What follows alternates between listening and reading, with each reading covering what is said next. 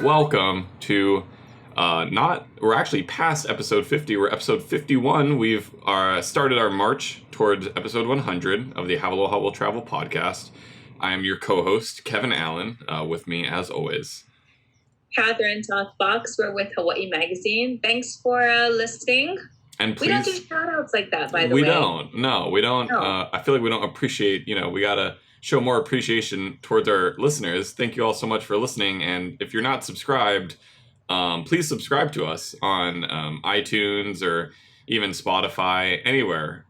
Subscribers really help us, and they kind of help, keep us going, I guess, in a sense. So we definitely really appreciate all of that. Hey, Kat, do I need a haircut, do you think? Yeah. I was going to mention it earlier that your hair looks so whack. Sorry for the audio listeners, but my hair has grown out quite a bit. I feel like I'm kind of getting there. It's getting a little fro-y. My curls start coming in when it gets this long. I feel like you just cut your hair, but then again, you've probably had about 14 different hairstyles during COVID. I would say so. My hair grows very quickly. I cut my hair in December. Quite short. Or no, maybe it was October or November-ish. No, it was later than that because you practically shaved your head, right? Wasn't it like you shaved parts of your head to kind of fro hawk it? Yeah, it was very shaved. But it's relentless. And it's getting hot again in Hawaii. If you're not here, we had a couple cold weeks. But it is once again returning to our balmy tropical weather.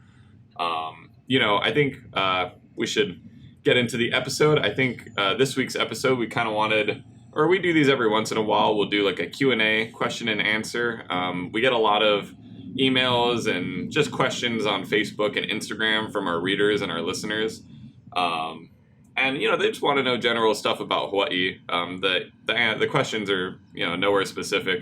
Although we do have a weekly Ask Hawaii where we also do a Q&A. Where we take readers' questions and stuff, and you can find that on our Instagram page at Hawaiʻi Magazine. But I thought we would just dedicate a whole podcast to some questions that have been asked by a lot of people, and some more individual questions. So just to start things off, Kat, we get this question a lot. A lot. We get this question a lot from a lot of different people, so I'm not assigning a particular individual to it. It's why our subscribers are getting Honolulu Magazine now. So I can talk about that a little bit. I mean, I guess I should since I'm the editor. So people who I think starting a couple of months ago began receiving Honolulu Magazine, which is our sister publication. We're all part of one company called IO Media. And Honolulu Magazine is our city regional publication. Essentially, it's geared toward, the residents who live here. It's very Oahu specific. I used to write for them. I was their food and dining editor. For a long time. For a while. And, and it may come as a surprise to some people. So all Hawaiʻi Magazine subscribers should have received a letter from us or some kind of notification explaining that the print of Hawaiʻi Magazine is on what we're calling a hiatus. As everybody knows, COVID-19 has affected tourism industries everywhere. It's not just here; it's a global pandemic, and so it has affected our advertisers. And we don't have much in the way of tourism, especially in the beginning days of COVID. So as our tourism economy is sort of coming back up, we're hoping that will also mean that our magazine will be back to print. So we're not saying that our print is gone. We're just saying it's on a hiatus, and we are hoping to get back to print soon. So if you are not happy with Honolulu Magazine, or you have a comment or question about your subscription, you can email help@hawaiimagazine.com, probably the best email to send emails to. And don't call us because a lot of us are not in the office. I'm just saying that because I know I have a lot of messages at work, and I'm not there, so none of us are in the office. So please email help@hawaiimagazine.com and let us know. I think that might be the best bet, especially because our circulation department is also a bit overloaded with calls and stuff. So you might not immediately get an answer there. But I think, the email is a good way to go. And also give Honolulu Magazine a try. You are getting it as part of the subscription with us. And we're still in it. Huh? We're still in it. Yeah, we are. We've had we've contributed articles to Honolulu Magazine, and also, I mean, it's really a real insider's look at the islands. I know some of you have said it's a little bit too insidery because it's information that is not relevant to you as travelers. But if you really want to get to know what's going on in Hawaii and feel the true pulse of the islands, I mean, Honolulu Magazine is a great option. So give it a chance. Don't just ditch it. Like, give it a chance. But we understand if you are looking for travel specific content, you won't find it there. So yeah, and I mean, if you do have, or if you're planning to go to Oahu, I mean, I feel like you're right. Honolulu is really a great resource for like kind of if you don't want to go to just the very visitor friendly locations, and you want to kind of find something that might be unique to you, or it's a really great resource for that, because their writers and staff are always kind of on the lookout for new exciting spots opening up on Oahu. Right. Restaurants, Right. bars, activities, even it's all great. What this does mean, though, that we're on a print hiatus is that we are devoting a lot of attention to our digital products. So if you check out hawaiimagazine.com, we've transitioned to a new website. It's a whole new look and design. We've unearthed a lot of old stories that have a lot of relevance now and that are timely and evergreen and interesting.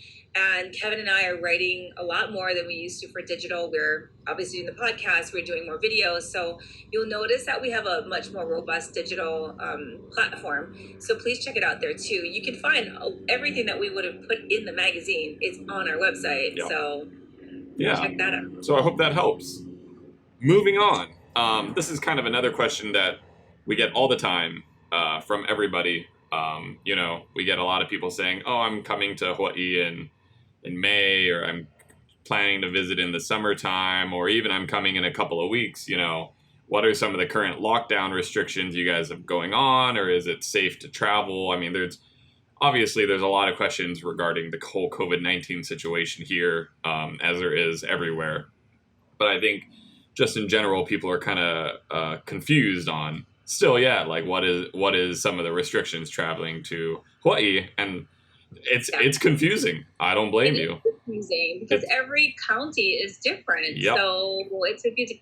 I mean, by and large, okay, for the most updated information on traveling to Hawaii during the pandemic, go to hawaiicovid19.com/travel. And this is the state's official COVID response, and that's specifically to travel. That'll be in the show notes if you want to find it there. Yeah, it'll be there. Show notes. And we do have a travel alert on our website too. It's at the very top in a blue bar, and we post the most up to date, the best that we can, because it is confusing and it does change often. It does. But it does. I think in general, you need a negative COVID test before you can travel to the islands without the 10-day mandatory self-quarantine. That you got 72 hours before flying. Correct. And then when you're here, it's a little different, like inter-island travel. Correct. Hawaii is probably the most difficult to get to, although now they have a resort bubble program. You can also, if you're in the islands for 72 hours and then decide to travel, you can do that. And then the big question that I've heard coming up is whether Hawaii is open to those who are vaccinated or can prove they have the vaccine to travel here without quarantine. And that hasn't been decided yet. So I know in a lot of other locales it has been, but here I think they're waiting for us to get from tier 2 to tier 3 or something. They're waiting for that migration, and then the state just hasn't made a determination yet. So yeah, it's a lot to consider. And I think if you're a visitor traveling here and you're just kind of wondering, like, well, is everything open? Will I have a good experience traveling to Hawaii, or are you guys still shut down? I think for the most part, a lot of places are open and kind of accepting, visitors and customers again. A lot of places do have modified hours. Some might not be open, as long or as late as normal. But I think for the most part, you can come to Hawaii and have a pretty comparative, vacation experiences to before COVID. The beaches are all open, the hikes are all open, the national parks are open. Restriction wise, I mean, I feel like you'll still have a great vacation if you travel here. You know, some things might be a little bit harder to book, like hotels. You know, they're operating at half capacity, but a lot of them don't even have a lot of visitors to begin with. Right. So, you know, it's kind of a give and take. I mean, I'm not too sure. Again, we don't really have too many feet on the ground on the outer island, so it's kind of hard for me to get a gauge of like, well, is everything open in Kauai or Maui? You know, that's kind of tough for us to make a call on. But I can tell from experience, like Oahu's pretty open, and a lot of people are getting vaccinated, and our case numbers are seeing a downward trend. So I think we're kind of on the journey back. Um, yeah, so I hope that answers that question.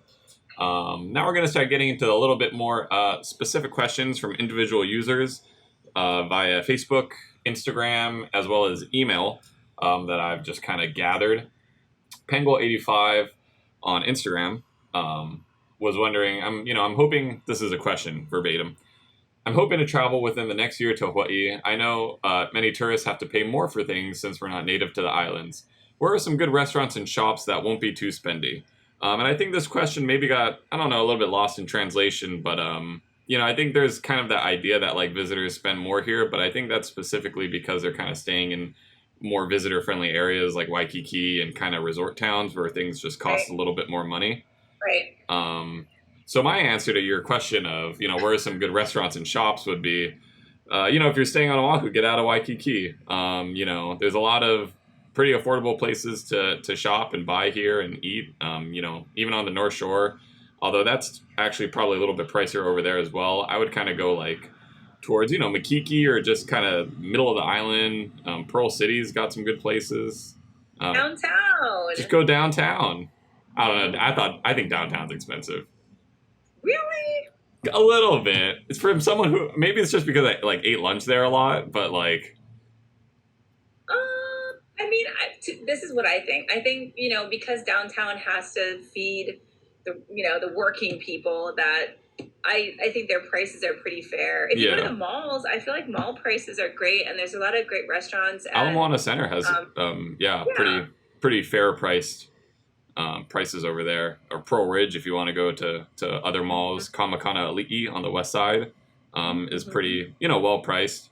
The best thing to do is just drive around, and if you find some like hole in the wall place, maybe if you want to cross reference it with Yelp or something and make sure people didn't die eating there, check it out. I mean, that's the best part about traveling to me is you get recommendations from friends, obviously, but then the best part is just kind of walking around a neighborhood and just popping into a restaurant or a cafe or a coffee shop and having no real expectations. I mean, that's what I would say to do. Like neighborhoods like Kailua or Kaimoki or places where you can just kind of walk around. I mean, we did that in Wailuku on Maui. We just like walked around. That's how we'll scout out town sometimes for stories and stuff. Yeah, exactly. So, I also recommend just talking to people. Like, people, if you go to a shop and you like the staff, just ask them like, oh, where are some good, affordable places to shop? I think maybe visitors oftentimes will think like, everything's expensive in Hawaii, but I think that might be because you're spending a lot of time in kind of expensive places. Correct. And Waikiki is expensive. It's why like a lot of, local people don't go to Waikiki as often is because it's kind of expensive to shop and eat there. So I would just say, get out, stretch your legs a little bit. There are definitely good affordable options out there. Great. Next question is from Genpaw888 on Instagram. I'm excited to mispronounce these names. Genpaw888 is wondering, is the month of April a better time to travel to Hawaii than February? And I think this is kind of this question can be kind of taken out into more broader terms of, what are the best times to travel to Hawaii, which I think is a very personal choice. I think, depending on what you want to see, if there's specific festivals or, if you want to see big waves on the North Shore, then I would say go in November, December, or if you want to, kind of get that very summery experience, go in June or July. I think we get this question every once in a while, like, is this month better than this month? And I think that's like a really personal decision. It is, but there are some considerations. Like summer and winter is always going to be a little more expensive with airfare and hotels. Although sometimes you'll find great deals like in the wintertime. on hotels especially. But so there's that. I mean, it's technically, I think April is part of our shoulder season, except spring break is pretty poppin'. So anytime around those big travel seasons, you'll find better deals, fewer people usually. And in terms of the weather, I mean, it's cooler in April. It's not scorching, humid, hot like it would be in the middle of the summer. Yeah. That being said, it might rain a lot, so it's kind of a gamble. I mean, it's technically our wet season. I don't even know what that means, that it rains, but I mean, it's February today, and it's like beautiful. Yeah. The skies. I mean, you can't really go wrong, I think, any time of the year. But just note that summer is the busiest. Spring break, we get a lot of the people. We do have action in the wintertime. Yeah. So Especially April around might be a nice Thanksgiving time. is kind of Yeah. like a lot of people are coming back to visit family and stuff, so that gets kind of busy. Also, our hurricane season is always something to consider. We've had some close passes, you know, and when the hurricanes do those close passes, we get really bad weather. That might not be Right. super fun, so you don't want to get rained out for, you know, a week. But yeah, I think it kind of is up to the individual. Yeah, that's a great point though. Like, what's your price range? Yeah, thinking about our slump months compared to our peak travel Mhm. months is always Yeah. something to think about. So hopefully that answers your question. I'm gonna say that after every single question. Hopefully that answers know. your question. I gotta be more confident. That answered your question. Next, Sure did. Moving on. this one I wavered between putting this one on the list, but I thought we would answer it. Joe Bloom on Facebook asked, "How do locals feel about mainland visitors?" Which is an interesting question. That's a pretty complex one. I think you'll have It is. a Yeah. lot of different opinions.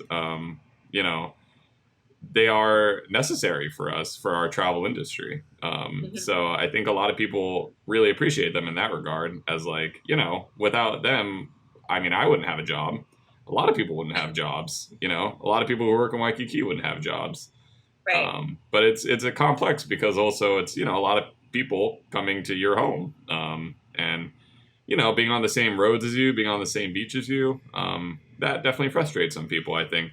But Oh, definitely. I mean, I think if you ask anybody who lives anywhere where there's any kind of tourism industry, and that includes the mainland. I mean, if you live in Savannah, Georgia, if you yeah, live in LA or wherever, where you get an influx of visitors all the time to your home, it can be a little frustrating, especially if you want to do things like go to Hanama Bay. I mean, we live here and we don't go there because we don't have time to stand in line, um, you know, to with all these visitors who want to see it. And we get it. Visitors have time. Visitors are very determined to see these places. and So, they spend a lot of money you know, to go see these places. right. And it's Um, for a lot of people, it's probably the trip of a lifetime. You know. and you know, I've personally never had a problem with it. I mean, I spent a lot of time in Waikiki. I love Waikiki. I surf with a lot of people who don't know how to surf because I surf in Waikiki. So I don't have much of a problem with it. I think where there are issues are when any visitor sort of comes here. It doesn't mean if it's from the mainland or not. It could be from anywhere and is disrespectful. And I think that's true anywhere. I mean, that's true with even locals. But when you come and are very disrespectful, you're rude to people, you don't understand our customs, or you disregard it.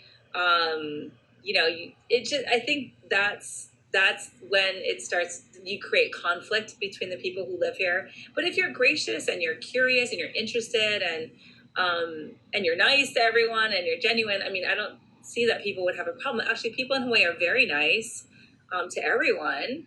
Yeah, And definitely. you walk anywhere and you say hi and chat people up. People here are very friendly. And I think it does turn when we have a bad experience with a visitor for whatever reason. Sorry, Kat. So that means, Can you hear me? yeah. You can hear me. Okay, sorry. I just I got can an hear alarming message on my computer saying that my default microphone had changed. So I was freaking out there for a little bit. I don't know. It said like my AirPods connected or something. Who knows? Oh, It's okay. no. Sorry, you were making a really good point too. So I wanted No. to make sure it was caught. Okay. No, anyway, we're good. Yeah, be genuine, and you know it's okay to like I don't know make Respectful. mistakes. Like when I traveled to Japan and I wasn't super aware of all the customs and traditions. Like I didn't know that you shouldn't wear a backpack on the train. You should put it above the overhead compartment because you're taking up extra space. Like, I didn't know that was like a rude thing to do. You know, sometimes that just happens. But yeah, I mean, ultimately, I think, you know, the visitors are kind of like a big lifeblood of, you know, Hawaii's economy. And for that, a lot of people appreciate visitors. And I don't know, I've met a lot of nice people too. I think, you know, I think there's definitely like a thing on like Hawaii locals will sometimes just be salty at all visitors. And I don't think that's a very great attitude either. Like, I don't know. Yeah. A lot of these people, and look, this is coming from me, the guy who lived for a long time on the North Shore past Lonnie's. So every weekend, if I wanted to drive in and out of Haleiwa, it would take me an hour because there's a lot of people who want to see the turtles at Laniakea Beach. Right. And that's coming from me. But if you live here and you've lived here your whole life, like, I don't know, these people, they're super excited to be here, you know, and everyone has to have an open mind when it kind of comes to this situation. Agreed. Okay, great. I hope that did answer your question. Stop. Just That move definitely on. answered. You know who's definitely going to answer this question from Daphne Rice on Facebook is Kat. Daphne Rice on Facebook wants to know, is there a city bus to Makapu'u Lighthouse Park from Waikiki? Is there a city bus, Kat? There sure is. I only know this because I catch the bus. And when I was young, I used to catch the bus, this specific bus. So on Oahu, it's bus number 22, and it's conveniently called the beach bus. So you can't really miss it. But it does go from Waikiki, and it goes along the southeastern coastline. So it does stop at Diamond Head. It stops at Kalamal. It stops in Ainahaina, all the way to Hawaii Kai. It does go to Hanama Bay, Sandy Beach, and then it stops at Sea Life Park, which is directly across from Makapu'u. So you can get off there and walk to the lookout or walk to the beach. But yeah, that would be your best. That's your best bet. Plus, it's so easy. It's the beach bus. Yeah, it's funny. Growing up on the North Shore, there was only like two buses. There was the 52 and the 55. 55, yeah. And that was it. 55, yep. That's all you had because we had one road, you know. So it's like you wanted to go anywhere, you catch the 52, and if you miss the 52, you're gonna have to wait an hour and a half for the next 52. Because it's one bus. Oh, the good old days. 5 years ago for you, Kevin. It's not even that long ago. It's probably 10 years ago when I was catching the bus. Because I started driving at 16, and I'm 25 now. You're going to be 26 this year. I'm going to be 26 very soon. Getting off my parents' health care. Oh, Speaking of which, I have to get onto the company's health care now. It's really good healthcare, actually. Yeah, it actually is. If anyone wants to ask about our healthcare, send in that email. Let's see. Oh, this one. Okay. This one is a call out to the community because maybe you can help me on this because I have no idea. Marty sent this question via email kind of a while ago, and I haven't responded because I'm too ashamed that I don't know the answer. No, we haven't responded because I have been actively trying to research this, and I haven't come up with the answer. He wants to know, how did Iso peanuts, the red Iso peanuts, how did they get their name? I have no idea. I've done so many Google searches, and like, I thought maybe Iso is like a place in Japan or something, like a prefecture where the nuts come from, or... Yeah, no. I have no idea. And you've been calling people. You have contacts. I've called people. I posted on my Facebook. I mean, I got a lot of like creative answers for what ISO peanut, what ISO might stand for, or whatever. I think the one tip that I was sort of researching was that that ISO or ISO stood for a company in Japan that created the original ISO peanuts, but I couldn't even verify that. I have no idea. It's not a Japanese word. It's not a Hawaiian word. I don't know. If any of you know or have your own theories, please put them in the comments. Email them to me. I would love to read those. Maybe I'll read them on the next podcast. Yeah, that's a good idea. Yeah, you can email me at kevin@hawaiimagazine.com or just drop them in the Facebook comments or wherever you see this. Okay, moving on. That did not answer your question. I can confidently say that. I'm sorry, Marty. We'll have an answer to you at some point. Jenna via email. This one you looked up a little bit before this podcast. She is planning a vacation to Maui in April 2021. Are there any hotels or resorts on Maui that allow vaping on the balconies or have designated smoking areas? Also, is vaping allowed on the beach? So vaping is part of Hawaii's smoking policies that includes ESDs or electronic smoking devices. And that means you cannot smoke or vape on public beaches or in public parks, unfortunately. So that's the answer to that. The answer to your question about Maui hotels, it's very specific to hotels. In general, the state law says that smoking, whether it's a cigarette or cigar or ESD, it's prohibited in all enclosed or partially enclosed areas, and that includes places like lobbies or meeting rooms or banquet facilities. I'm assuming wherever you're having the wedding or wherever the wedding is being held. And hotels may not designate more than 20% of their rooms for smoking for guests. So just so you know, and each hotel can establish their own guidelines when it comes to smoking. For example, the Marriott has a smoke-free hotel policy, whereby all of its lodgings in the United States and in Canada are smoke-free, and that took effect a while ago, actually. Mm-hmm. But you can't. There are designated areas at the Marriott where you can smoke. It's just in the rooms you can't smoke. So you got to check with each hotel. There's no hotels advertising, "Hey, we're the smokers hotel." You're gonna have to average. But all the places that I've been to, I've been asked, right? You want a smoking room or a non-smoking room, or I think even floors. I think some places have smoking floors and non-smoking floors.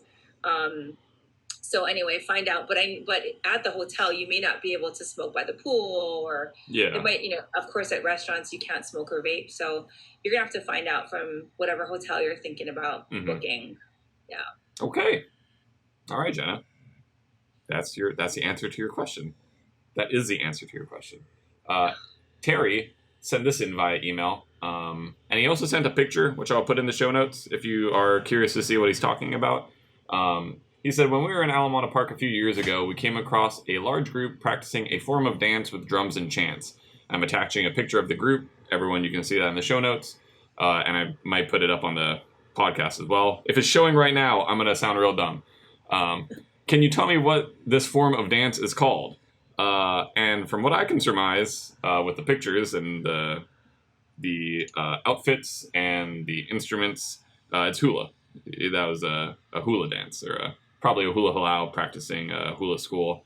And I think that's pretty cool. And you'll definitely see that a lot in Waikiki and kind of some public places where there's a lot of room. Some halaus will practice in public places.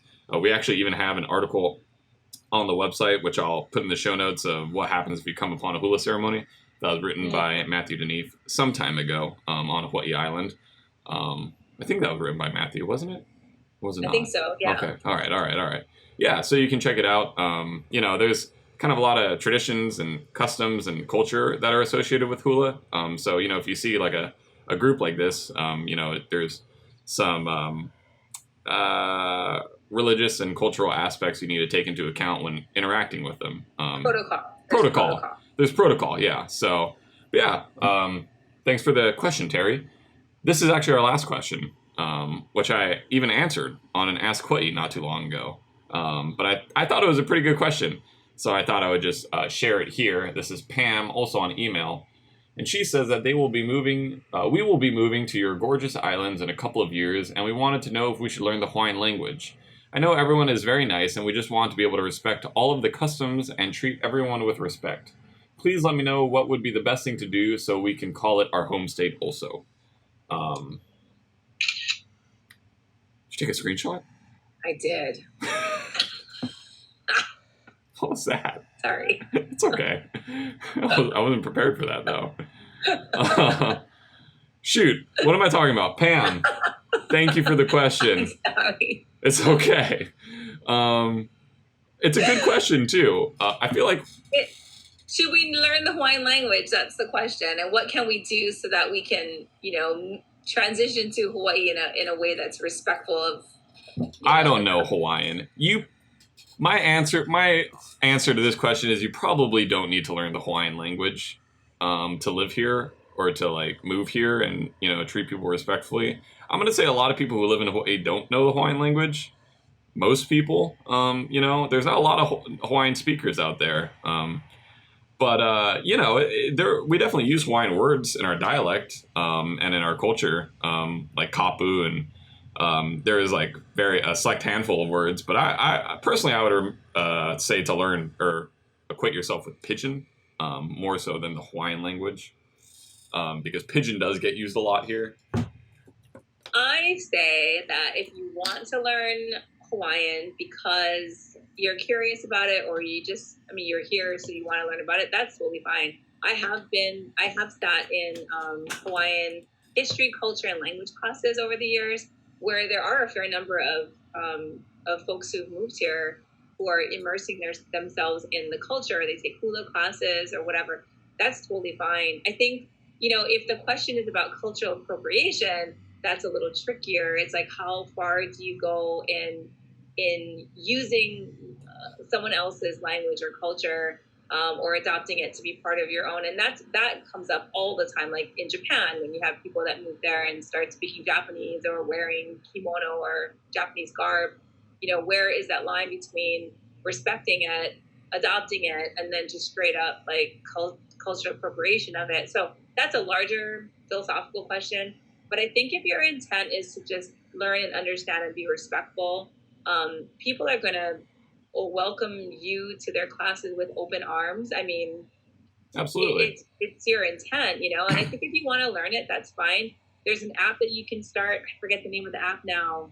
Is it the one? It's a very popular one, isn't it? The language. Yes, and I can't think of it. Anyway, we wrote a story on it. I'll put it in the show notes, where you can just kind of get familiarized with Hawaiian words. I think Hawaiian pronunciation is important. That is true. And learn. Yeah. Because all of our street names are in Hawaiian. Hawaiian is the official language in Hawaii, alongside English. And so it is a respected language, and it's there are Hawaiian language immersion schools. So there are people who speak Hawaiian, but the vast majority of us don't. We all speak English, and we know key Hawaiian words. So yeah, I would get familiarized with the Hawaiian language. I think that's fine. Yeah, definitely. I mean, if it's something that interests you, I think Hawaiian is a very interesting language. But you don't need it to live here, I guess is the point. I wouldn't. You made a good point, though, about Hawaiian pronunciation. I think understanding the diacriticals, like an okina and a kahako. Well, if anything, it'll just save you getting some weird looks, when you pronounce like names and stuff. Like highway. Like highway. But yeah, I don't think having to learn the whole language of Hawaiian. I mean, that's like a lifelong endeavor. The Hawaiian language is incredibly complex. From even my small looking into it for work and stuff, certain words have a bunch of different meanings just based on the context that they're being used. So, I think Pidgin too is really good to know. People speak Pidgin here a lot. And Pidgin is not necessarily the Hawaiian language, but just an accumulation of different languages and phrases used by some of the early culture or the early plantation workers who moved here and just needed to communicate with each other. So that does get used a lot, and we have a Hawaiian Pidgin phrases article on our website as well, which and a video. Oh man, I'll put those both in the show note, and I hope that helps. And that's all of our questions. I hope this was a very informative podcast for everybody. And I hope I hope that these answered your questions. You know how many times you said that? You said the same thing over and over again. Just be like, thank you for submitting your questions. Please submit more. We do this every Friday on Instagram. We'll have more podcasts where we answer your questions. We do this every Friday on Instagram. Please tune into our Ask Hawaiʻi program as well. And I hope they answer your questions, honestly. Oh my God, stop saying that. So annoying. Well, I think that's the end of this podcast, but I just want to give another big push to listeners and stuff to subscribe. If you haven't subscribed already, please subscribe to us on SoundCloud or iTunes or wherever you can. Wherever you get your podcast, please subscribe to us. That kind of helps us determine how many people are listening. So if you could do that, that'd be great. You can find all of our content at hawaiimagazine.com for our digital, which Kat said we are putting a lot of work into. Let's see. You can see all of our social medias at Hawaiʻi Magazine. Our Instagram is always a great place to go if you want just beautiful pictures of Hawaii, Hawaii products. We have Shopify. Is there anything that's coming up, Kat, that we need to? Well, if you're listening to us and you want to see us, you can also go to our YouTube channel at Hawaiʻi Magazine. And Kevin has to start uploading more of our live videos. But anyway, Kevin will be doing that. There'll be a lot coming up. See us deliver the podcast. Absolutely. Also. Great. Shoot. Do we have anything? We don't have anything to announce, do we? For the website or upcoming stuff? Next 2 weeks? I don't think so. Okay. All right. Well, then that's it for then. I don't think so. Yeah, we're good. All right. Unless you know something I don't know. Nope. If I don't, then, or if you don't, then I don't. Thank you all so much for listening, and have a good afternoon, and aloha.